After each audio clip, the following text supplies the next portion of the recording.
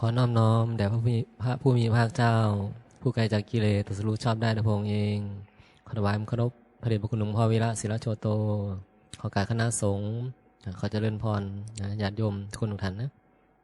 ต่อไปกันในเวลานั่งสมาธิฟังธรรมะมื้อนี้วันที่25 มีนาคม2569นะฟังธรรมะช่วงกิจกรรมเนื่องมื้อแรงเนาะลืมเสียงแหบเสียงบ่มีเลยมันกิจกรรมย่ำแรงฟังเพื่อกระตุ้นเรื่องของปัญญาเรื่องของการภาวนาธรรมะดับทุกข์เน้นฟังธรรมะเพื่อที่จะเอาไปปฏิบัติให้มันพ้นทุกข์พ้นทุกข์เป็นยังคือเป็นทุกข์ล่ะเป็นยังคือเป็นทุกข์เอาก็เป็นทุกข์ไงมีความทุกข์ไงมีแรงกดดันก็เลยเป็นทุกข์มันบ่มันผิดหวังมันบ่สมหวังมันบุญไหวว่ามีแรงบีบคั้นกดดันมันก็เลยเป็นทุกข์ไผบ่มีแรงกดดันเนี่ยบ่มีเห็นบ่แต่ละคนก็มีแรงกดดันมีแรงกดดันจากสิ่งนั้นสิ่งนี้จากตัวเองจากผู้อื่นจากปัจจัยต่างๆธาตุขันธ์ร่างกายสุขภาพโน่นนี่นั่นสารพัดเรื่องความทุกข์สารพัดสารพัดเรื่องเป็นทุกข์ไม่มีผู้ใดบ่มีความทุกข์เศรษฐีก็มีความทุกข์พระราชาก็มีความทุกข์มีความทุกข์เบิดสุคนคนจนขอทานยาจกเพราะว่าผู้ใดสัตว์โลกนี่เป็นทุกข์มันก็เลยต้องการที่จะพ้นจากความทุกข์ต้องมาศึกษาธรรมะดับทุกข์อยากจะพ้นจากความทุกข์ก็ต้องมาศึกษาเรียนรู้ธรรมะดับทุกข์ก็จะพ้นทุกข์ได้ถ้าเราบ่ศึกษาธรรมะดับทุกข์ก็บ่สามารถที่จะพ้นจากคำว่าความทุกข์นี้ไปได้การศึกษาที่จะเฮ็ดให้เฮาพ้นได้ก็คือมาฟังคำสอนของพุทธเจ้าเพราะพุทธเจ้าเป็นผู้สอนเกี่ยวกับเรื่องที่มันเป็นทุกข์อยู่นี่เพิ่นมาตรัสรู้ก็เพราะต้องการมาสอนมาเห็นทุกข์นี่แหละมาตรัสรู้เพื่อที่จะให้เฮ็ดให้ตัวเองพ้นทุกข์เมื่อตัวเองพ้นทุกข์แล้วก็เลยสร้างบารมีมาเพื่อที่จะมาอบรมสั่งสอนเวไนยสัตว์คือว่าสัตว์โลกนี่ให้พ้นทุกข์ตามบำเพ็ญบารมีมาแล้วบำเพ็ญบารมีมาเพื่อที่จะมาลื้อค้นเท่านั้นมาลื้อมาค้นเอาสัตว์โลกออกจากวัฏฏะสงสารที่เฮ็ดให้เวียนว่ายตายเกิดแล้วก็มาเป็นทุกข์อยู่นี่แต่เมื่อคนในวัดมาได้เท่าที่ใดพระพุทธเจ้ากับคนใดเท่าที่ใดเท่าที่มีเหตุมีปัจจัยก็เป็นว่าจะมาแล้วมาค้นออกไปจนหมดคนสัตว์โลกออกไปให้พ้นจากทุกข์หมดเป็นไปบ่ได้ก็จะมีพระพุทธเจ้าองค์ต่อๆไปหลายองค์หลายพระองค์หลายพระองค์จะเกิดขึ้นมาโมเมนต์แต่องค์นี้องค์เดียวองค์นี้พระสมณะโคดมเกิดมาก็เฮ็ดได้เท่าที่เฮ็ดได้คนสัตว์โลกหรือคนสัตว์โลกไปเท่าที่เฮ็ดได้องค์ต่อไปกับพระศรีอริยเมตไตรนั่นบ่ก็จะมาตรัสรู้อีกต่อไปองค์ต่อๆไปอีกโอ้บ่อึดบ่อยากพระพุทธเจ้าสิมาตรัสรู้มีมาเรื่อยๆอยู่ในภัตตกัปของไม้ของมันของเพิ่นมันมีก่อนหน้านี่ก็มีพุทธเจ้าตรัสรู้มาแล้วหลายพระองค์นับบ่ได้แม่นบ่ก่อนจะมาถึงพระสมณโคดมโลกนี้มันมีอายุเท่าใดปีแล้วซั่นน่ะบัดนี้บ่ฮู้มันเป็นอนันตการมันหลายมันหลาย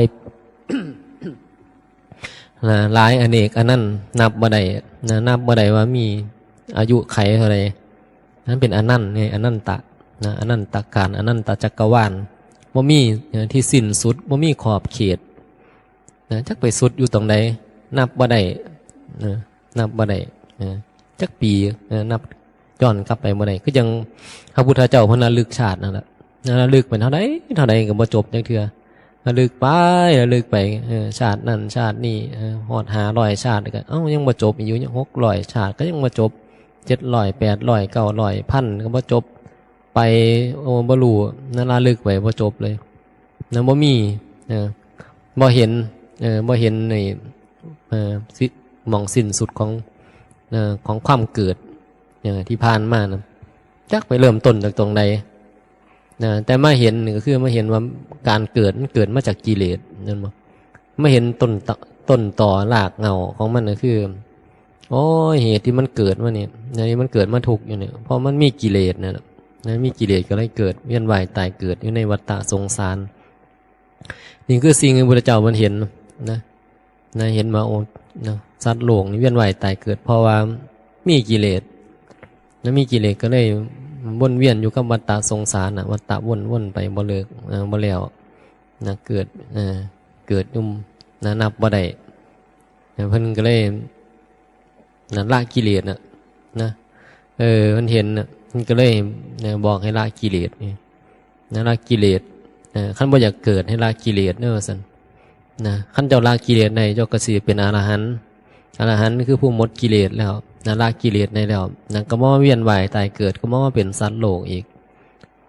ขั้นเฮาเฮ็ดได้เฮาก็บ่ต้องมาเป็นสัตว์โลกอีกอันนี้คือการลื้อคนของพุทธเจ้าบ่ได้เอามาหาบใส่บาไว้เด้บ่ได้ไปเอา10ล้อมาแก่หนีไว้บ่ได้เอาแก่ใส่รถบัสไปคนใส่เครื่องบินหรือมาเหาะแวงข้ามไปไปอยู่โลกใหม่นิพพานเป็นโลกใหม่บ่แม่นแบบนั้นแต่ข้ามไปบางนั้นบางนี้บ่แม่นมันเป็นเรื่องของการละกิเลสที่มันมีอยู่ในจิตในใจเฮานี่ละมันมีอยู่ในกับเฮาเนี่ยมันโง่มันหลงมันยึดมันถือมันเป็นตัวเป็นตนขั้นบ่ยึดมันถือมันแล้วมันก็บ่มีความทุกข์มันเป็นทุกข์เพราะว่ามันมีตัวตนไงตัวตนที่ให้เป็นทุกข์แล้วมีเฮาก็เลยเป็นทุกข์พอมาศึกษาคันเข้าใจได้มันก็ความทุกข์มันก็หมดไปได้บ่ต้องทาว่าตายก็นึงจะหมดทุกข์ให้ตายซะก่อนมันจังจะพ้นทุกข์บ่ต้องทาคันเข้าใจความจริงนะสัตว์โลกนี่คันรู้ความจริงนะแล้วก็ยอมรับความจริงได้ยอมรับความจริงทำรับความจริงอยู่กับความจริงได้ความทุกข์มันก็หมดไปตอนนี้มันคือมันบ่ยอมรับความจริงไงมันต่อต้านความจริงมันก็เลยเป็นทุกข์มันบ่ฉลาดว่าปัญญามันหน่อยอินทรีย์คือปัญอินทรีย์คือปัญญาเฮามันหน่อยการที่จะมาพิจารณาความจริงมันก็เลยบ่สามารถที่จะเข้าใจได้คุณสมบัติเฮามันมันหนาคนกิเลสหนาบอกง่ายๆกิเลสหนามันพิจารณาธรรมะมันบ่เข้าใจได้ง่ายเนี่ยตั้งแต่คำว่ากิเลสหนาตัวยังบ่ฮู้ตัวอยู่ว่าตัวเองกิเลสหนาบางคนมันสิมาฮู้ได้ยังไงว่าสิละกิเลสได้ยังไงน้ำพอมันหนาแล้วมันก็บ่รู้สึกตัวว่ามันหนาบ่ฮู้ว่าตัวเองไม่กิเลสหนาไง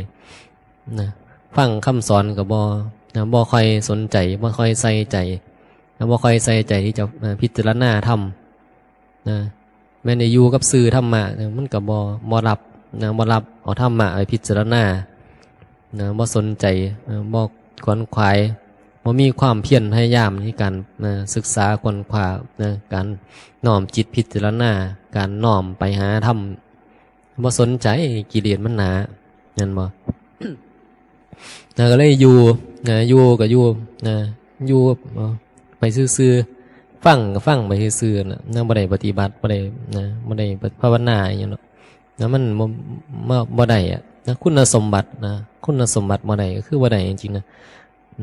เป็นหยังคือหยังครูบาก็รู้ว่ามันบ่ได้คือมันบ่ได้เพราะมันเจอกับตัวเองเนาะมันเจอกับตัวเองแล้วมันเข้าใจเลยว่ามันบ่ได้คือบ่ได้จริงๆนะจะเฮ็ดจังไดมันจังจะเข้าใจได้มันบ่แม่นมันบ่แม่นว่ามันสิเข้าใจได้ง่ายแม้แต่พ่อแต่แม่นี่เฮาอยากให้เพิ่นเข้าใจเฮาจะเฮ็ดจังไดล่ะ มีวิธีทางไหนดีเฮ็ดให้เข้าใจได้มันบ่มีอ่ะมันหาวิธีบ่ได้นะเฮาเว้าไปก็มันก็แค่นั้นนะเว้าไปมันเป็นเรื่องปัจจัตตังในเรื่องพวกนี้มันเป็นเรื่องเฉพาะบุคคลต่อให้เอามานั่งจับเข้าคุยกันเนี่ยเอาแม่นั่งคุยกันเนี่ยผู้เข้าใจเอาอย่างหลวงพ่อให้มันเข้าใจเนี่ยเอาอีกคนเฮานี่กิเลสหนาๆเนี่ยเอามานั่งคุยกันตั้งนานเนี่ยเอาสัก3 ชั่วโมงก็ได้นะกันชั่วโมงนึงมันหน่อยไปนะจัก3 ชั่วโมงถามนะมีอันใดสงสัยถามนะถามทุกอย่างที่มันสงสัยนะอย่าคิดว่ามันสิเข้าใจอยู่บ่คิดว่านะถ้ากิเลสมันหนานะแล้วจัดเน้นบ่ 3 ชั่วโมงกับ3 ชั่วโมงหมดเด้อมันเบิ่งเอาเนาะฟังมาจักปีแล้วบางคนเนี่ยบางคนบอกโอ้ขน้อยฟังเป็น10 ปีจังเข้าใจเห็นบ่นะฟังมื้อละเท่าใดโอ้นับบ่ได้มื้อละหลายชั่วโมงเด้ฟังหลวงพ่อเทศน์นะบางคนนี่อยู่กับวิทยุนี่ฟังอยู่หั่นละนะเช้าฟังแลงฟังสวยเสาสายบายแรงไงบอกง่ายๆอยู่กับสื่อนะอยู่กับคำเทศเนี่ยมันเหมือนมันเข้าใจจริงๆนะแต่มันบ่เข้าใจนะเข้าใจแต่มันก็บ่ได้ปฏิบัตินะมันปฏิบัติบ่ได้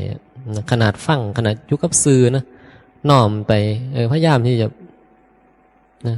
เรียกว่ามันมีศรัทธานะใจมันมุ่งมาทางนะทางนี้ก็จริงแต่ว่าปัญญามันบ่มีมันก็เลยเข้าใจได้ยากนะศรัทธามีที่จะพิจารณาที่จะฟังแต่ว่ามันบ่เข้าใจแล้วบางคนเหมือนเท่านี้มันนึกถึงว่าคนเท่านี้ที่มีศรัทธาที่จะปฏิบัติเพื่อดับทุกข์มันก็มีหน่อยแล้วคนส่วนมากจะให้มาฟังเทศน์นะมาสนใจฟังเนี่ยมันหน่อยนะมันหน่อยที่จะสนใจในสื่อฟังสังเกตตัวครูบาเองเนี่ยจะให้ฟังแต่หลวงพ่อเทศน์นี่ครูบาก็บ่เอาเลยแต่ก่อนนะต้องมีหลวงปู่หลวงตาครูบาอาจารย์รูปอื่นต้องมาปนนะปนเพราะว่าคันจะเอาเฉพาะหลวงพ่อมาเทศนี่นะมันบ่เข้าใจนี่มันเหมือนแบบมันเยื่อนี่มันเบื่อ มันเบื่อฟังหลวงพ่อกระเทศแต่อันเก่ามันบอกแต่ความเก่าเพราะว่าเพิ่นบอกแต่เรื่องอุปทานขันธ์เอาแต่กันละขันธ์หายนะเทศครูบาเทศแต่อันเก่านี่ล่ะเทศซุมื้อแต่บอกแต่อันเก่าเนี่ยมื้อนี้ไปจากขันธ์หายจักเทื่อนะบอกแต่เรื่องอุปทานขันธ์ว่าแต่เรื่องตัวตนว่าแต่เรื่องตัวกูนะมีกูอยู่กับมีทุกข์อยู่เป็นกูเป็นอะไรก็เป็นทุกข์ตอนนั้นนะบอกแต่เรื่องเก่านะมันก็เลยแบบรู้สึกว่าเฮ้ยมันฟังแล้วจำได้หมดแล้วเห็นบ่นะฟังจนจำได้หมดแล้วนะก็เลยอันอื่นมันยังหลวงปู่หลวงตาครูบาอาจารย์รูปอื่นยังมันก็เลยเปลี่ยนความรู้สึกเปลี่ยนอารมณ์เปลี่ยนวิธีการมันก็ได้คิดปรุงแต่งไปตามไงมันอาศัยความคิดนึกไงมันอาศัยไปจำนะอันนี้มันจำได้หมดแล้วไงฟังดูจนจำได้หมดแล้วอาจารย์อื่นยังไม่เคยฟังขอฟังอาจารย์อื่นไปจำอาจารย์อื่นบ้างนะมันจะได้เอามาเป็นเหยื่อมาเป็นเหยื่อเฮาชอบจำชอบคิดชอบนึกชอบปรุงไปตามเพิ่นนี่เฮ็ดจังสั่นจังสี่แบบนั้นแบบนี้อีหยังก็ว่ากันไปคือตัวตนบ่ได้ละนะมันก็เลยหา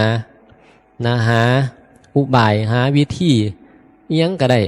เฮ็ดจังได๋ก็ได้ที่มันจะเฮ็ดให้ความเป็นเฮานี่มันได้เสพ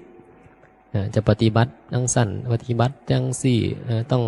หลวงปู่นั่นเพิ่นว่าไปเฮ็ดแบบนั้นแบบนี้ก็ว่ากันไปนะหลวงปู่นั่นว่าหลวงตานี่ว่าต้องเฮ็ดแบบนี้ได้ต้องนั่นนี่คือถามว่ามันดีมั้ยมันไม่มีประโยชน์มั้ยมันดีมันมีประโยชน์นะพอคนที่บ่เข้าใจก็ควรที่จะควนควายหาความรู้แบบนั้นแหละนะพอเจ้าฟังธรรมะนี่บ่เข้าใจดิมันปัญญาเฮามันหน่อยกิเลสมันหนาเด้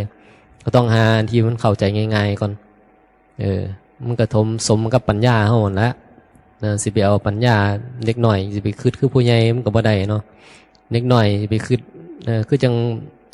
เขาผู้ใหญ่เพิ่นเรียนเพิ่นประสบการณ์มันทำมาเพราะแห้งแล้วนึกว่าโอ้ยจังสิมันต้องแบบนั้นแบบนี้ว่าซั่นเด็กหน่อยมันบ่มีโครงการจังซั่นเด้บ่ฮู้จักเด้มันต้องตกกาไถนาอีหยังแบบนี้มันต้องขาดต้องดำจังซั่นจังซี่เด็กน้อยบ่รู้ดอกนั่นนะความคิดเด็กน้อยกับความคิดผู้ใหญ่มันก็แตกต่างกันไงสิให้มันคือกันเป็นไปบ่ได้แม่นบ่มันก็ต้องใช้เวลา เฮ็ดใหม่ๆมันก็อยู่ไทยยังบ่ทันได้หยังดอกนะโดนใส่เวลาเฮ็ดในเวลาศึกษาก็ถือว่ามันใส่เวลาอยู่นะสำหรับเฮาใส่เวลาเฮากิเลสหนานะกิเลสมันหนามันก็ต้องใช้เวลาด่วนก็จะเข้าใจได้แล้วก็พอเข้าใจแล้วมันบอกว่ามันเป็นเรื่องง่ายๆนะมันเป็นเรื่องง่ายๆกับแม่นอยู่สำหรับคนที่เข้าใจแล้วนะคนขับรถเปลี่ยนเขาก็ว่ามันขับง่ายบ่ซั่นนะคนบ่เคยขับจักเทื่อก็ลองไปขับมึงดูน่ะมันสิง่ายอยู่บ่นะคนนะคนบ่เคยผสมปูนก็ว่าบ่เคยเฮ็ดจักเทื่อก็ลองไปผสมมึงดูนั่นเห็นเขาเฮ็ดตอกแตกก็คือง่ายน่ะก่ออิฐคือง่ายแต่ฉาบปูนคือเป็นตาง่ายเนี่ยเห็นเขาจับถูๆไถๆโอ้มันได้มันคือง่ายเนี่ยตัวไปจับมึงดูนั่นนะบ่เคยเฮ็ดจักเทื่อนะโอ้ยนะมันบ่แม่นอีหยังง่ายๆนะบ่มีอีหยังง่ายดอกคันเฮาบ่เคยเฮ็ดน่ะคันเฮาบ่เคยคันเฮาบ่ชำนาญมันบ่ง่ายที่มันง่ายก็เพราะว่าเขาเฮ็ดจนชำนาญแล้วไง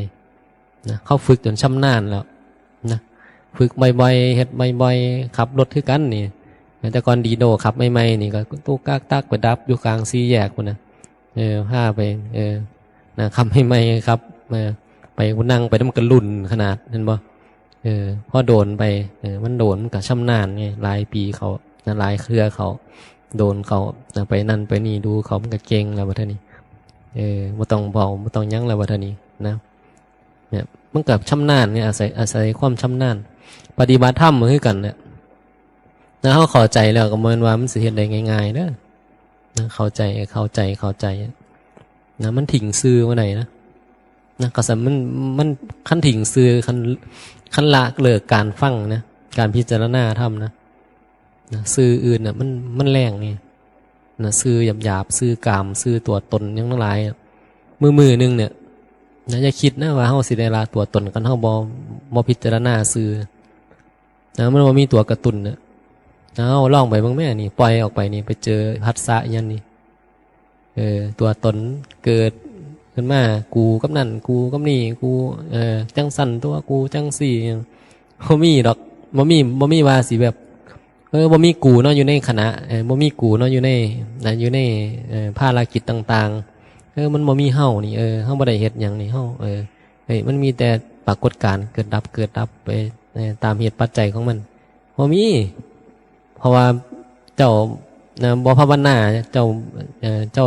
เฮ็ดเอาเองบ่เป็นน่ะนะเจ้าน้อมเจ้าน้อมปัญญาเจ้าบ่เคยเรียกว่าบ่เคยน้อมอยู่กับธรรมะนะเวลาออกไปจากสื่อบ่มีสื่อกระตุ้นมันก็บ่พิจารณามันก็หนีมันก็บ่คิดจะตามันเห็นหยังมันก็เป็นเรื่องตัวตนในหมดน่ะนะชวนกันเล่าชวนกันเฮ็ด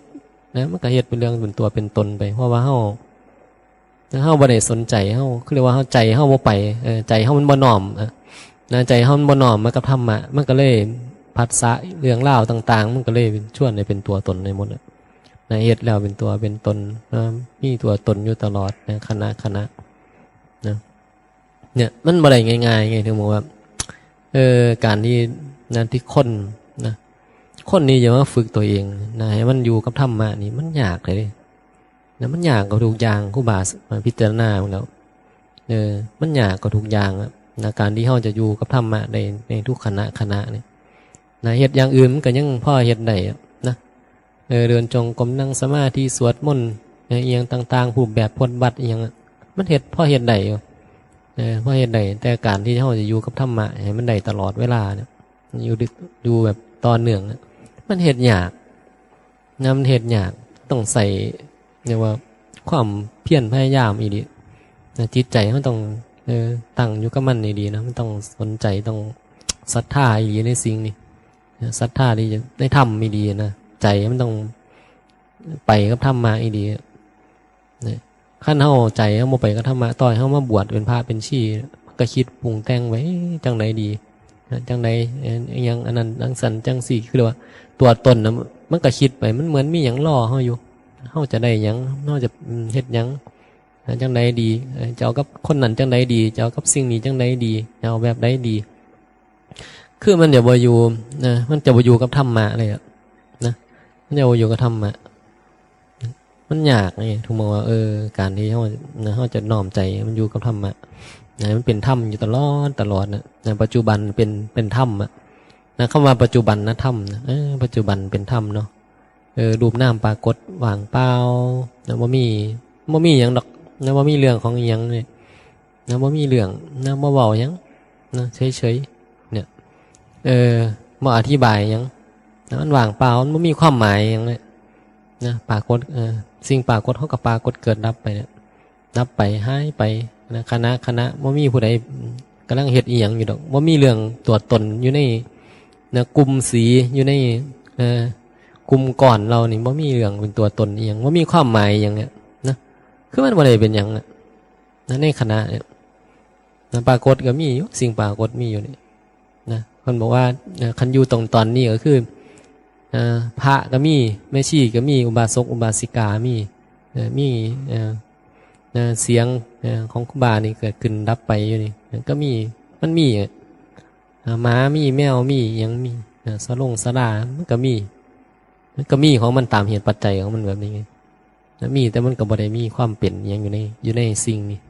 มันบ่ได้อธิบายยังหรอกเนี่ยมันบ่เคยอธิบายยังแต่คนมันบ่ได้น้อมมาพิจารณาแบบนี้ไงคนมันคิดเป็นตัวเป็นตนไงมันขั้นมาบวชก็ว่ากูเป็นพระนะบวชเป็นพระก็ว่ากูเป็นพระบวชเป็นชีก็ว่ากูเป็นชีบวชเป็นอุบาสกอุบาสิกาก็ว่ากูมาบวชนะกูอยากบรรลุธรรม มีกูคือเวลาความเป็นกูออกนะบ่เคยเห็นว่ามันบ่เป็นกูนะว่าเป็นกูมันบ่เนี่ยก็เรียกว่าบ่ได้ปฏิบัติตามคำสอนของพุทธเจ้าบ่ได้ปฏิบัติตามอริยสัจสี่ว่าไงนะบ่รู้จักอริยสัจสี่นะบ่เห็นอริยสัจสี่ก็เลยบ่ฮู้ว่าอริยสัจสี่นี่เวลาเฮาจะปฏิบัติเนี่ยเวลาเฮาจะปฏิบัติตามอริยสัจสี่นี่มันจะมีวิธีการที่มันง่ายๆขึ้นก็คือเฮาจะเห็นว่านะ1คือเฮาต้องรู้จักว่าไอ้แรงกดดันนั่นแหละมันคือทุกข์แล้วนะเห็นง่ายๆเลยว่าไอ้แรงกดดันที่เฮามีน่ะมันคือทุกข์จะกดดันก็เลยยังก็ตามนะผิดหวังน้อยใจจะน้อยใจปฏิฆะงุดหงิดโกรธแล้วมันมีแรงกดดันนะพัดภาคสูญเสียเจ็บป่วยอย่างพวกเนี้ยแล้วมันเป็นแรงกดดันที่มันเกิดขึ้นนั่นคือมันกำลังเป็นทุกข์อยู่นั่นคือทุกข์นะทุกข์ในอริยสัจสมุทัยคือตัวตนเนี่ยคือตัวกูเนี่ยนี่คือสมุทัยนะคือกิเลสคือความโง่ก็ได้ง่ายสุดเลยคือมันมีเห่าอ่ะนะมันเห็นว่ามีเห่านั่นแหละคือมันเป็นสมุทัยแล้วนะสมุทัยคือความเป็นไงความเป็นเห่าอ่ะคือสมุทัยนะเป็นเห่าเห่าเจ็บเห่าปวดนะเห่ากดดันเห่าผิดหวังเห่าน้อยใจเห่าโกรธเห่าโลภเห่าหลงยังก็ว่าไปนะเวลาปฏิบัตินะเพื่อนก็บอกว่าทุกข์ให้กำหนดเบิ้งสมุทัยให้ละเห็นบ่ทุกข์ให้กำหนดรู้นะให้กำหนดรู้ให้เห็นว่ามันมีแรงกดดันเนาะโอ้โกรธแล้วเนาะโอ้ปฏิฆะแล้วเนาะโอ้หน่อยใจแล้วเนาะโอ้ยผิดหวังแล้วเนาะโอ้ยนนนี่นั่นให้กำหนดดูทุกข์ไงโอ้ยเฒ่าแล้วโอ้ยป่วยแล้วโอ้ยนนสารพัดทุกข์มันหลายไงนะทุกข์ให้กำหนดดู2สมุทัยให้ละสมุทัยให้ละท่องไว้นะสมุทัยนี่ให้ละมันเป็นเหตุสาเหตุให้เกิดทุกข์ละจังไดล่ะสมุทัยมันคือตัวความยึดมั่นเป็นตัวกูไงแต่ละตัวกูเนี่ยมันง่ายสุดตรงเพะนะมันเกิดจากตัวกูมันก็เลยขั้นเฮาจะละสมุทัยไม่อยากให้มันทุกข์เนี่ยเฮาต้องละตัวกูอย่ามีกูอย่ามีความเป็นกูอยู่ในขณะอยู่ในถาดในขันเนี่ยอยู่ในขันอย่ามีกูเนี่ยคือการละสมุทัยนะทุกข์กับกำหนดดูแล้วสมุทัยนะกันละนิโรธนะกะเฮ็ดให้มันแจ้งกันนะ เฮ็ดนิโรธเฮ็ดให้แจ้งมันสิเฮ็ดให้แจ้งได้จังได๋ก็เจ้าบ่รู้ไงเจ้าบ่รู้ว่าจะถ้าจะละสมุทัยจังไดก็มันก็บ่รู้จักวิธีการเฮ็ดนิโรธให้แจ้งมันต้องกำหนด2อย่างใดก่อนเนี่ยมันจังจะเฮ็ดนิโรธแจ้งได้นะนิโรธหรือนิพพานนั่นแหละนะความดับทุกข์นะเฮ็ดให้มันแจ้งคือเฮาคันเฮาละอยู่บ่อยๆเนี่ยเดี๋ยวมันก็สิค่อยๆแจ้งออกมาเองหรอกนะมันสิค่อยแจ้งในมันก็สิเกิดนิพพานขึ้นมาเองเฮาฝึกบ่เศร้าเฮ็ดอยู่บ่เศร้านะมันก็เฮ็ดอยู่บ่เศร้านะการเฮ็ดมันก็นะหมายถึงว่านะเพราะการเฮ็ดน่ะมันก็ส่งเสริมไปถึงตัวมรรคพร้อมนะตัวมรรคให้เจริญนั่นเจริญก็คือเฮ็ดไปเรื่อยๆบ่ให้ทิ้งไงเนี่ยมันก็ขั้นเหตุเข้าใจขั้นเข้าใจเรื่องตัวตนหรือตัวกูได้นะการปฏิบัติมันก็จะค่อยๆเป็นค่อยๆไปเพราะตัวปัญหามันอยู่ที่ตรงที่ว่ามันมีเห่าในตอนนี้นะตัวปัญหามันคือมีเห่ามันหลงมาเป็นเห่านะทั้งที่ความเป็นจริงเนาะเฮาก็ลองเบิ่งดีๆนะทุกสิ่งนี้มันปรากฏอยู่บ่เคยเป็นหยังหรอกบ่เคยเป็นหยังแต่มือตั้งแต่มือเฮาเกิดมานะดูที่ปัจจุบันเนี่ยนะเบิ่งดีๆว่ามันบ่เคยเป็นหยังแต่มือเขาเกิดมาคันมันเป็นมันต้องบังคับไปได้นะร่างกายนี่ต้องบ่แปรเปลี่ยนไปมันจะบ่แก่บ่เจ็บบ่ป่วยไปเลยนะอยากให้สาวมันก็สิสาวอยู่หั่นล่ะบ่ไปทางใดหรอกคันมันเป็นอยากให้นุ่มก็นุ่มอยู่หั่นบ่อยากให้มันพากจากอีหยังมันก็สิบ่พัดพากจากอีหยังก็สิมีอยู่คือเก่าคันมันเป็นนะมันสิบังคับได้คันเป็นแต่นี่มันบ่เป็นหยังมันเลยบังคับบ่ได้บังคับอีหยังบ่ได้เห็นบ่มันก็ค่อยๆเฒ่าไปแก่ไปเจ็บป่วยไปอันนั้นได้มาอันนี้ก็เสียไปผิดหวังสมหวังถูกใจผิดใจอีหยังสารพัดเรื่องของสังขารมันปรุงแต่งไว้ของมันแต่มันก็บ่เป็นหยังหรอกนะทุกข์มันก็บ่ได้บอกว่ามันเป็นทุกข์หรอกสุขก็บ่ได้บอกว่าเป็นสุขแต่ว่าไอ้เฮานี่มาสมมุติเอาไงนะว่าสมมุตินะว่าธรรมชาติที่มันมีแรงกดดันนะมันคือทุกข์ไงนะธรรมชาติใดที่มันเฮ็ดให้มันบ่มีแรงกดดันนะมันความกดดันมันหน่อยนะมันแก้ปัญหาแรงกดดันนั้นได้มันก็เลยมีความสุขแต่จริงๆทุกอย่างมันเกิดแรงกดดันหมดนะแม้แต่ความหิวนี่มันก็เป็นแรงกดดันแต่พอเฮาไปกินปุ๊บมันแสบมันบ่แก้ปัญหาการแก้ปัญหานั้นมันก็เลยกลายเป็นว่าสุขมันมีแรงกดดันโอ้ยอยากได้ลูกเนาะอยากได้ผัวเนาะอยากได้เมียเนาะมีแรงกดดันอยากแรงกดดันเกิดมันปรุงแต่งสังขารปรุงแต่งพอได้แล้วมันก็เลยแก้แรงกดดันตรงนั้นได้นะแก้แรงกดดันไหนมันก็เลยรู้สึกว่าโอ้มันมีความสุขดีนะแต่เนี่ยมันกำลังแก่ทุกข์อยู่นะแก่ทุกข์อยู่คือขณะนะคนเฮามันก็ได้อยู่มืออยู่กับการแก่ทุกข์อยู่กับการแก่ทุกข์ว่ามียังเกิดมานี่ว่ามีอย่างหรอกมีภาระมาแก่ทุกข์มือหนึ่งตื่นมากมาแก่ปัญหาบ่กินก็บ่ได้โอ้ยเป็นทุกข์มันว่าบ่อาบน้ำก็บ่ได้โอ้ยเป็นทุกข์มันเหนียวมันร้อน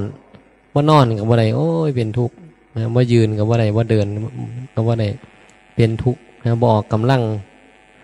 บ่ยืดเส้นยืดสายก็บ่ได้มันจะสิอยู่ในอริยบทเดียวก็บ่ได้มันก็มีแต่เป็นความทุกข์ไงธาตุขันธ์นี่บ่มีหยังเกิดมาแล้วมันเป็นภาระมันเป็นภาระให้ความเป็นเฮานี่รับผิดชอบนะรับผิดชอบก่อนทุกข์แล้วก็มันหลงก่อนทุกข์แล้วก็ตัวเองก็เดือดร้อนนะเป็นทุกข์ไปกับก่อนทุกข์นี่เพราะความบ่ฉลาดแต่ถ้าเฮาเข้าใจเรื่องของธรรมะนี่มันก็จะมันหูแล้วล่ะว่าเป็นก้อนทุกข์นะแต่มันปฏิเสธบ่ได้ไงเฮาต้องบริหารมันนะเฮาต้องสงเคราะห์มันเฮาต้องดูแลมัน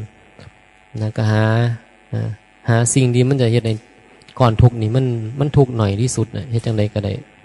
นะแต่ยังไงมันก็ต้องทุกข์เพราะนะขึ้นชื่อว่าก้อนทุกข์แล้วมันต้องทุกข์แต่เฮาจะเฮ็ดให้มันทุกข์หน่อยที่สุดบ่เบียดเบียนมันน่ะจะดูแลมันแล้วก็บ่ยึดมั่นมันน่ะปล่อยให้ก้อนทุกข์นี่มันค่อยๆเสื่อมไป เฒ่าไปแก่ไปเจ็บไปตายไปตามธรรมชาติของมันคืออยู่แบบว่ายึดมั่นถือมั่นเนี่ยไม่ยึดมั่นในก้อนทุกข์นะใส่ชีวิตอยู่ไปมีอหยังจะสงเคราะห์มันใดก็สงเคราะห์มันไปก้อนทุกข์นี่นะคันเอาเฮ็ดแล้วเฮ็ดได้หลายกว่านั้นคือสงเคราะห์ก้อนทุกข์ก้อนอื่นได้ก็สงเคราะห์ก้อนทุกข์ก้อนอื่นไปนำเนี่ยมันง่ายๆนะเรื่องธรรมะคันเอาเข้าใจแล้วมันบ่ได้มีอหยังหลายนะบ่ได้มีอหยังหลายนะแล้วก็อยู่แล้วมันจะบ่มีเรื่องเบียดเบียนเกิดขึ้นนะก็อยู่แบบนี้แหละนั่นอยู่แบบใดก็ได้แล้วแต่ให้ใส่ฐานะหยังก็แล้วแต่นะคันเฮาบ่อยากลำบากบ่อยากบ่อยากหมุนว่ายเฮาก็หาสถานที่ที่มันสัปปายะอยู่นะอยู่วัดที่มันมีความสัปปายะ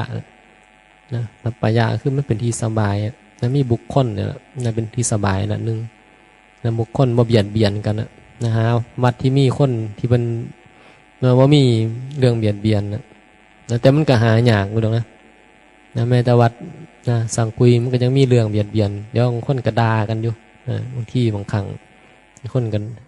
ทะเลาะกันด่ากันนะเนี่ยมันก็บางครั้งบางที่มันก็ยังมีอยู่นะแต่มันก็มีหน่อยไงเฮาก็หาที่มันนะมันจะไปหาที่ตรงคนนี้มันบ่ทะเลาะกันเลยเนี่ยนะมันต้องมีแต่พระอริยบุคคลเนี่ยนะต้องมีแต่พระอริยบุคคลมันจะไปหาตรงไหนล่ะเท่านี้มีแต่พระโสดาบันขึ้นไปมันหาบ่ได้ไงนะเพราะแต่ละคนมันมีกิเลสมีแต่กิเลสบางคนเนี่ยยังหนานะฟังเท่าใดแต่สมาธิก็ยังบ่ได้เลยเฮาก็เลยคันเฮารู้ธรรมะเฮาก็เข้าใจเฮาจะบ่ได้มีปัญหาดอกกับเรื่องพวกนี้นะคนนะเฮาก็จะอยู่กับสังคมผู้ดีคนผู้ดีได้บางทีเขากิเลสมันหนาบ่ผู้ดีเนี่ยนะบางทีมันก็บนบางอีหยังบางเป็นเรื่องปกติมันว่าผู้ดีเขาจะบ่บนเนี่ยเขาจะบ่ด่าเนี่ยบางทีก็บ่เป็นผู้ดีหรอกผู้ร้ายนะก็มาปะปนกันอยู่ก็มีมันก็มีหลากหลายเนาะมันก็บ่เลือกบ่ได้เขาก็พยายามที่จะคัดกรองแต่มันก็กรองในเท่าที่มันกรองนะบางอย่างบางสิ่งบางอย่างมันก็แล้วมันก็บ่ได้นะดังใจหรอกแต่คนที่เขารู้ธรรมะเขาก็บ่ได้มีปัญหาหรอกแล้วคันเฮาหูธรรมะเฮาบ่ได้มีปัญหากับเรื่องคนเฮาก็จะไปเบิ่งว่าตรงนี้นี่บุคคลนี่สัปปายะมันมีบ่บางอย่างครูบาอาจารย์สัปปายะบ่ครูบาอาจารย์สัปปายะเฮาอยู่นำใดนะ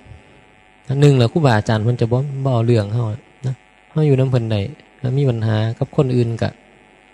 ยังมีครูบาอาจารย์อยู่ไงแล้วยังมีครูบาอาจารย์เป็นยังล่ะนะเป็นที่ปรึกษาเป็นกำลังใจเป็น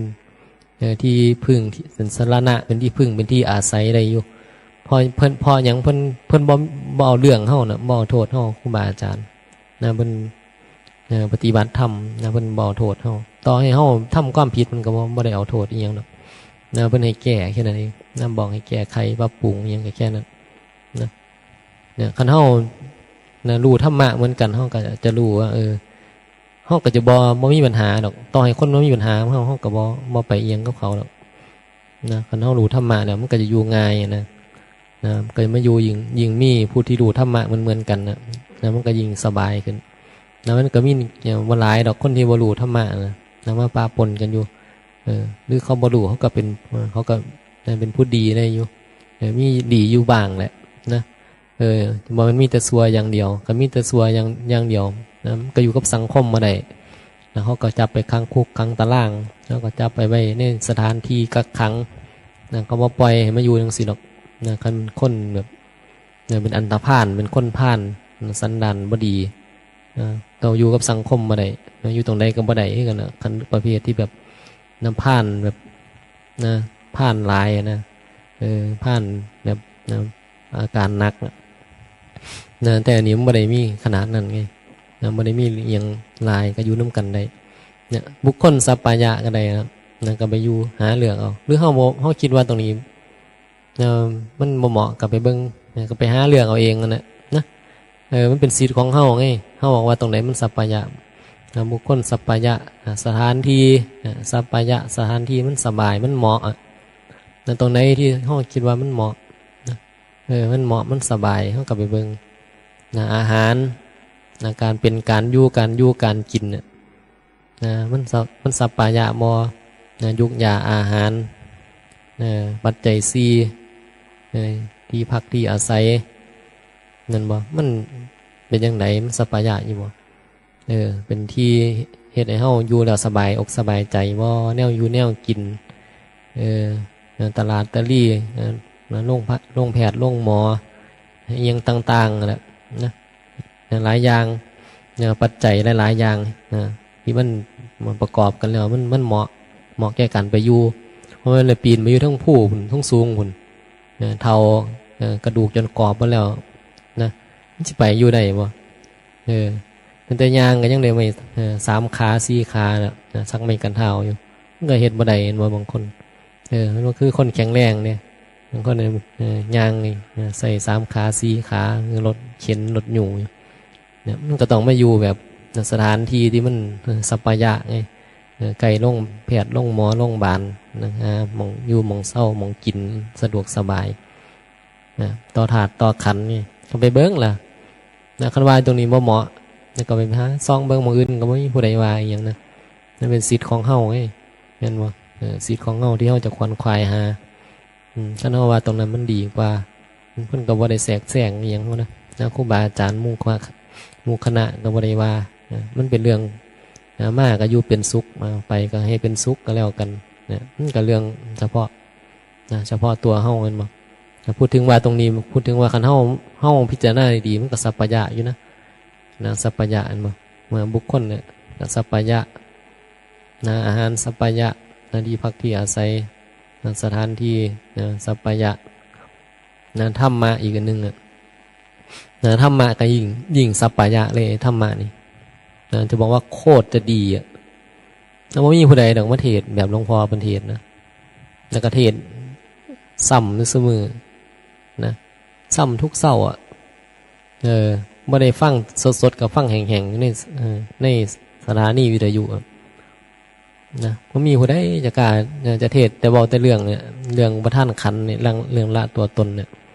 นั่นดูเท่าหลวงพ่อบอกนะไปฟังมึงโน้ตครูบาอาจารย์นะว่าดูในโมเมนต์บอกให้เพิ่นนี่โมเมนต์บอกให้ครูบาอาจารย์แต่เพิ่นกระเทศอยู่แต่ว่าเพิ่นเทศบ่หลายนี่บางบางองค์เพิ่นปฏิบัติด้วยกันแต่ว่าเพิ่นก็บ่ได้เน้นบ่ได้เน้นบ่คือหลวงพ่อเพิ่นเน้นเพิ่นเอาคันแม่นก็เอาแ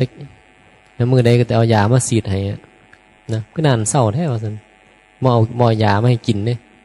ฉีดแต่ยาซุมื้อเข็มมาฉีดยาให้ซุมื้อเอาแต่ยาแห้งมาให้จนบางคนก็เศร้าบางคนฉีดเท่าใดก็บ่เศร้าบางเทื่อฉีดจนเมายาบ่ล่ะจนกระดูกพุบ่แล้วจนดูพลอยบ่ล่ะฉีดจนโอ้ยฉีดไปเถอะยาก็บ่เฮ็ดผลบ่มีผลหยังว่าซั่นว่าอาการมันหนักอาการหนักยาบ่มีผลเนาะกิเลสหนาธรรมะก็บ่ไปนำนี่เลยมันก็บ่ซึมไปนะธรรมก็อยู่ส่วนธรรมคนก็อยู่ส่วนคนแล้วมันท่านี้กิเลสก็อยู่ส่วนกิเลสปัญญาก็อยู่ส่วนปัญญาบ่ซึมซับก็หากันมันล้างกันบ่ได้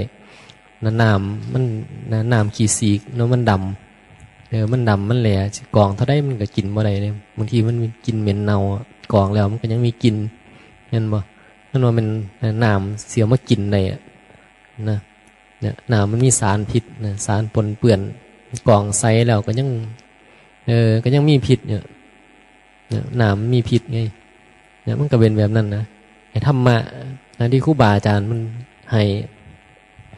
มันก็เฉพาะบุคคลไงเฉพาะบางคนก็ได้บางคนก็บ่ได้ได้บางคนก็เป็นคนดีได้แค่เป็นคนดีนะมาอยู่นี่มันก็มีส่วนมากก็ถือว่าเป็นคนดีมันพอได้หรอกส่วนเนี่ยเป็นเอาสิมีแก้ใจในการปฏิบัติธรรมมีหน่อยมีหน่อยที่จะมาสนใจเรื่องการศึกษาธรรมะสังเกตเฮามือนึงเฮาอยู่กับหยังเฮาบ่ได้อยู่กับธรรมะเท่าใดนะมันถึงเสี่ยวอยู่เพราะบัดนั้นบางคนนี่บ่มีหยังอยู่เฝ้าแต่หน้าจอตื่นเช้ามาก็เฝ้าหน้าจอค่ำมาดึกดื่นเที่ยงคืนก็บ่นอนมารับบ่นอนกินแล้วก็เรียนไปใส่ชีวิตไปเห็นบ่ได้พิจารณาธรรมจังหรอกเคยสนใจอยู่เคยเอามาเปิดฟังอยู่ว่ามื้อเช้าธรรมะหลวงพ่อเพิ่นเทศน์ แล้วเห็นบ่บางคนตื่นเช้ามาจักไปเสพหยังก็บ่รู้ละนะสวยมากเสพหยังก็บ่รู้แต่กูบ่เสพธรรมะไงกูบ่น้อมนะตั้งแต่มาเทศน์ให้ฟังอยู่กูก็ยังบ่สนใจเลยนะคือก็บ่ได้โทษคนนะมันเป็นเรื่องของกิเลสไงก็มันบ่ได้ไงแต่ก่อนเฮาก็เป็นจังซั่นล่ะแต่มันบ่ซึมให้เฮาไงเรียกว่ากิเลสเฮามันหนามันมาโทษโทษบ่ได้โทษบ่ได้บางทีเฮาก็อยากเฮาก็เฮ็ดได้เฮ็ดประโยชน์อยู่มันก็มีดีมีส่วนดีอยู่แต่ปัญหาคือว่าธรรมะมันบ่ซึมเข้าใจเฮานั่นเองมันก็ทำประโยชน์อยู่พาสวดมนต์ทำวัดเฮ็ดนั่นเฮ็ดนี่มีกิจกรรมอิหยังก็เฮ็ดนำใดอยู่นะบางคนมาอยู่ก็เฮ็ดกิจกรรมอย่างอื่นที่มันเป็นบุญกุศลก็ได้อยู่บ่ซั่นนะแต่ปัญหาคือเฮาตัวเฮาเองมันบ่ซึมเอาธรรมะนะตัวครูบาเองนะมันบ่ซึมเอาเลยนะอยู่นำเพิ่นก็อยู่เพิ่นพาเฮ็ดเองก็เฮ็ดนำเพิ่นอยู่เรื่องกิจกรรมความดีก็ว่าเฮ็ดได้อยู่นะแต่ว่าจะให้ปฏิบัติธรรมน่ะมันเฮ็ดบ่ได้ไงใจมันบ่มุ่งมันบ่มานะมันบ่ศรัทธานะก็เลยบ่อยากนั่นก็ยังเรียกว่าจะให้ปฏิบัติแบบสนใจใส่ใจตั้งใจให้มันนะปฏิบัติไปเรื่อยๆนะมันต่อเนื่องมันก็บ่เอาไงนะบ่เอานะเพราะว่าปัญญามันยังหน่อยก็เลยต้องใส่เวลาโดนจังซี่ล่ะนะใส่เวลาโดนนะโดนในการฝึกอบรมในจิตวิญญาณนะคนที่มาอยู่นึกว่าคันเฮามาอยู่นี่นะมันก็มีซื่อให้นะกระตุ้นเฮาอยู่เรื่อยๆก็ดีกว่าไปอยู่ตรงอื่นไงนะเวลาทุกข์ขึ้นมาก็ครูบาอาจารย์ก็บอกงูอยู่มันก็เลยเบาลงนะมีปัญหาอย่างมันก็ยังมันได้ฝึกก็เรียกว่ากิเลสเกิดก็ได้ละกิเลสอยู่นะมันมีคนเตือนอยู่ตลอดไง นะยิ่งมีปัญหายิ่งมีอุปสรรคยิ่งมีม่านมาอะไรนะจิตใจก็ยิ่งเข้มแข็งนั่นบ่เนี่ยคันเฮาบ่มีปัญหาบ่มีอุปสรรคบ่มีม่านนะมันก็บ่รู้กิเลสมันเป็นจังไดฮู้ว่ามันปฏิบัติไปฮอดไสแม่นบ่คันมีปัญหามีเรื่องมีหยังแน่มันก็ได้เห็นนะมันนะเห็นความโง่เห็นกิเลสนะเห็นนะสิ่งที่มันเฮ็ดให้เฮาเป็นทุกข์เนี่ยมันก็ได้เป็นตัวกระตุ้นไงนะเป็นตัวกระตุ้นเฮาเนี่ยมันซอยได้นะการอยู่กับครูบาอาจารย์ถึงบอกว่าหาที่สัปปายะอยู่เพื่อปฏิบัติธรรมนะมาเถอะมาตรงนี้นะมันสัปปายะอยู่นะแต่ก็บ่ได้แบบนะบ่ได้บังคับให้ผู้ใดมาหรอกนะแค่บอกว่าถ้าต้องการที่จะเฮ็ดให้ตัวเองพ้นทุกข์นะไม่ต้องไปดิ้นรนอย่างไรหรอกนะมาอยู่ตรงนี้มันก็พออยู่ได้นะพออยู่ได้บ่อดตายหรอกนะบางทีบางครั้งคันเฮาลำบากอีหลีก็มีคันเฮาปฏิบัติธรรมะน่ะจะซอยเฮานะเดี๋ยวก็มีเหตุปัจจัยของมันเองนะมีเหตุปัจจัยนะเฮาบ่อดตายนะมันเจ็บป่วยก็มีนะมีเหตุมีปัจจัยนอกจากเข้ามาอยู่แล้วมาปฏิบัติเพราะว่าหน้ามันก็อยู่บ่ได้เองนั่นหลายคนมาอยู่เนี่ยที่เขาอยู่บ่ได้ก็เพราะว่าเขาไม่ยอมปฏิบัติเองไงอยู่ไปอยู่มาแล้วมันก็ใจมันก็ออกจิตมันบ่มาทางนี้มันก็เจริญพรนะโยมนะขนาดเป็นพระเนี่ยบวชเข้ามาเหมือนจะเข้าใจบางทีก็เข้าใจเหมือนธรรมะมันแต่จะให้มาอยู่ตรงนี้นะมันอยู่บ่ได้เพราะว่ามันใจมันเข้าใจแต่ว่ามันบ่น้อมไปแล้วมันหลู่อยู่แต่มันใจมันบ่น้อมมันก็เลยมีความหวังกับอย่างอื่นนะขั้นเฮาเข้าใจจริงๆแล้วมันจะมีความหวังกับอย่างอื่นอยู่ว่านะคนเข้าใจธรรมะเนี่ยมันบ่ได้อย่างไงมันบ่มีเฮาสิไปได้อย่างนั้นมันบ่มีหยังถาเฮาอยู่หรอกนะบ่มีหยังถาเฮาอยู่บ่มีลูกบ่มีผัวบ่มีเมียบ่มีอีหยังสิเป็นมันเสียให้เฮามีความสุขได้หรอกมันปรุงแต่งแล้วมันหลอกนะปรุงแต่งแล้วก็หลอกก็แม่นอยู่ไปแล้วมันก็อาจจะได้เหยื่อที่อยากได้นะแล้วมันไปเสียบเดี๋ยวมันเสียบไปสักพักนึงเดี๋ยวมันก็เริ่มเหยื่อน่ะนะมันเสียบไปสักพักแล้วมันก็เบื่อ นะมันก็เบื่อเดี๋ยวมันเป็นหลายคนบอกโอ้ยแมนนี่ดีแหละนะบางคนเนี่ยนะขั้นแต่มันทนความอยากมาไหวไงมันทนกิเลสตัณหามาไหวทนความโง่มาไหวเดี๋ยวมันปรุงแต่งก็ว่าเขาไม่ได้น้อมใจมาปฏิบัติไงนะสติปัญญามันหน่อยนะเนี่ยมันสติปัญญามันหน่อยนะไม่ได้น้อมไปปฏิบัติแล้วมันก็ปรุงแต่งไปมันก็เลยไปนะขนาดแม้แต่เฮาอยู่เนี่ยนะคันเฮาอยู่คันเฮาสติปัญญาหน่อยมันก็บ่ได้ปฏิบัติเนี่ยมันกับอยู่เสพเหยื่อไปมือซื่ออยู่หาเหยื่อเสพไปบางทีเหตุปัจจัยบางทีมันบ่อยากให้บ่อยากออกไปก็เพราะว่าบ่มีความสามารถเฒ่าแล้วแก่แล้วหรือคิดไปแบบมันท้อมันเบื่อมันนายแบบเฮาสิไปเฮ็ดได้อยู่บ่คือบ่ได้อยู่แบบมิใจแก้ให้แก้ทำเด้มันอยู่พอมันทนอยู่ไปซื่อนะทนอยู่ไปเพราะว่าขั้นออกไปแล้วมึงนะมันคือสิบ่ได้อยู่ดีกินดีคืออยู่วัดนะมันสิบ่สบายคืออยู่วัดนะขี้ข้านไปทำมาหากินอย่างแบบนี้นะขี้ข้านนั่นจะไปทำการทำงานคือบ่ได้มีแก่ใจนะอยู่เพราะธรรมะอย่างนั้นนะมันบ่ได้อยู่เพราะธรรมะไงอันนี้คือบางคนมันเป็นแบบนั้นนะบ่ได้อยู่เพื่อต้องการปฏิบัติธรรมไงนะแต่บางคนเขาก็ได้อยู่บ่ได้ไงบางคนนะรู้อยู่แต่มันปฏิบัติบ่ได้นะแล้วเขาก็มีความหวังแล้วเขาก็มีเหตุปัจจัยบางคนยังหนุ่มยังแน่นอย่างแบบนี้นะเขายังมีความหวังนะเขาบ่เข้าใจเรื่องของธรรมะมันก็เลยไม่กิเลสมันก็เลยชวนให้ไปหาตามล่าเหยื่อพอกูบ่เคยได้ละตัวตนนี่นะอยู่มันละบ่ได้นี่ตัวกูมันก็เลยไปตามล่าเหยื่อมันมีหยังล่อกูอยู่ก็บ่รู้ล่ะลูกบ่ผัวบ่เมียบ่เงินบ่ความสุขบ่อีหยังต่างๆก็เลยเอาแต่เฮาสิคิดเอานะแต่มันหันมีแนวล่อเฮาอยู่ไง นะก็เลยหาวิธีนะที่จะไปล่าเหยื่อเนี่ยมันล่าบ่ได้ไอ้กำลังของปัญญาเฮาคันมันหน่อยมันก็สู้กับกิเลสบ่ไหวต้านทานบ่ไหวก็ไปนะมันก็เป็นภาระนะคนลงไปก็บอกว่ามีภาระหลายนะไปเอาเมียก็ได้ลูกได้เต่าออกมากับภาระมันก็พออยู่ได้นะอยู่ไปนะคนพยายามจะศึกษาธรรมะแต่มันก็ละกิเลสบ่ได้ไงความโง่มันก็มีแล้วส่วนมากซื้ออยู่ภายนอกนะมันก็บ่เป็นซื้อธรรมะไงมันก็เป็นซื้อตัวตนฮะเยอะเพราะว่าเขามีพ่อมีภาระมีครอบครัวแต่ละคนมีตัวมีตนบ่มีขันน่ะที่ต้องดูแลมันแล้วการฟังเทศน์ฟังธรรมมันก็หน่อยมันก็อยู่แบบเป็นตัวเป็นตนผัวเมียญาติพี่น้องพ่อแม่ก็อยู่เป็นตัวเป็นตนแล้วก็ดิ้นรนไปเป็นแบบตัวตนนั่นแหละแสวงหาเหยื่อแสวงหาปัจจัยเครื่องอยู่เครื่องอาศัย